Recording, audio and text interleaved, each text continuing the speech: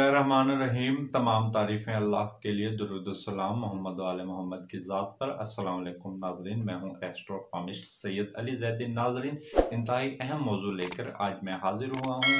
ये मौजू किसी को ज़ाती तौर पर टारगेट करना या किसी की दिल आज़ारी करना नहीं है, लेकिन जितने हमारे मुल्क की अहम शख्सियात हैं इनके बारे में जानना और इनके बारे में गुफ्तगू करना एक फितरी सी बात है। और यकीनन आप भी सोशल मीडिया पर, यूट्यूब पर इनके बारे में जानने के लिए हर वक्त कोशां रहते होंगे। आज जिस शख्सियत की मैं आपके सामने बात करना चाह रहा हूँ वो हमारे मुल्क के नामवर राइटर, ड्रामा निगार, शायर खलीलुर रहमान कमर साहब। खलीलुर रहमान कमर साहब आजकल खबरों की जीनत बने हुए हैं और चंद तनाज़ात का शिकार भी हुए हैं।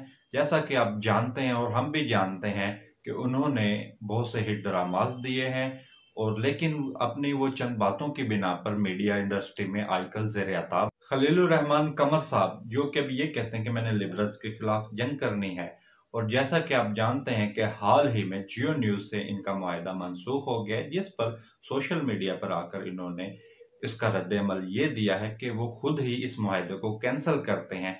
जैसा कि आप जानते हैं कि खलीलुर रहमान कमर साहब के मद्दाहों की भी एक बड़ी ही तादाद है पाकिस्तान में और पाकिस्तान से बाहर भी।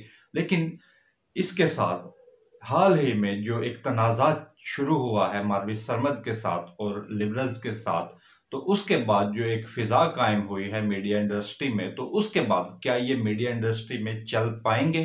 मैं एक दशनास हूँ और इल्म नजूम जानता हूँ, एस्ट्रोफार्मिस्ट हूँ, तो मैं इस पर अपनी इल्मी राय दूंगा। जब से ये मामला शुरू हुआ है तो मैंने इस मामले को बड़े गौर से देखा। जब इनका एक ड्रामा हिट हुआ और उसके बाद एक तनाज़ा शुरू हो गया, तो इन चीज़ों को मैंने बड़ी बारीक बीनी से देखा है और इस सारे मामले पर मैं अपना इल्मी मुशाहिदा आपके सामने, जो मेरा इल्म कहता है, वो मैं आपके सामने पेश करता हूँ। खलीलुर रहमान कमर साहब के बारे में मेरी इल्मी राय है कि इनकी मुस्बत शोहरत के साथ अब इनकी मनफी शोहरत शुरू होने के भी इम्कानात है। तो लिहाजा अब इनको मैं मशवरा दूंगा कि जो टीवी टॉक शोज हैं और सोशल मीडिया है वो उससे ज़रा दूर रहें, और इस बात का भी इम्कान है कि इनके खिलाफ कोई स्कैंडल या इनके मुतालिक कोई भी स्कैंडल उभर कर सामने आ सकता है कि मुस्बत शोहरत मनफी शोहरत में बदल जाए, नेक नामे दागदार और जायचे में। इस किस्म के भी इशारे देख रहा हूँ कि जो आपके साथ काम करने वाले लोग हैं या जो आपके साथ काम लोग कर चुके हैं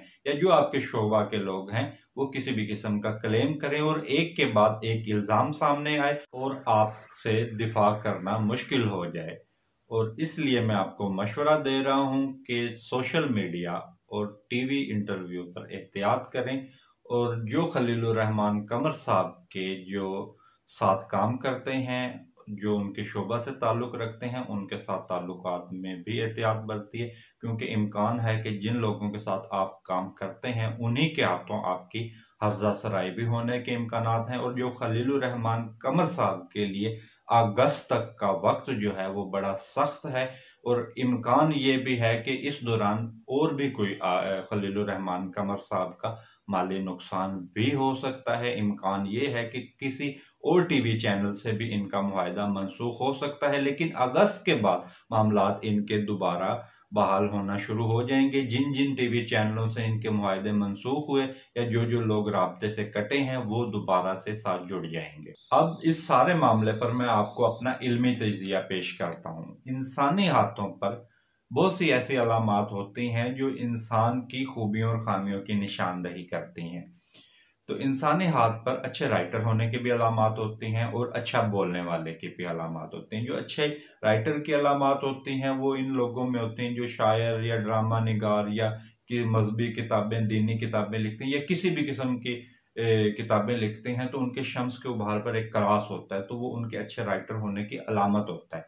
और इसी तरीके से इन अच्छा बोलने वालों की भी हाथों पर अलामात होती हैं। जो लोग अच्छा बोल लेते हैं वो उन लोगों के हाथ पर होता है जो ये लेक्चरार होते हैं, टीचर होते हैं, मोटिवेशनल स्पीकर होते हैं, एंकर्स होते हैं, और जो अच्छे खतीब होते हैं ये उनके हाथ पर होता है। तो लाजमी नहीं होता कि जो अच्छा लिख सकता हो वो अच्छा बोल भी सकता हो। जो अच्छा लिखने वाली अलामात है और अच्छा बोलने वाली अलामात है, ये बहुत कम दोनों अलामात एक ही हाथ पर बमुश्किल होती हैं। ये चंद ऐसे लोग होते हैं जिनके हाथों पर ये अलामात होती हैं।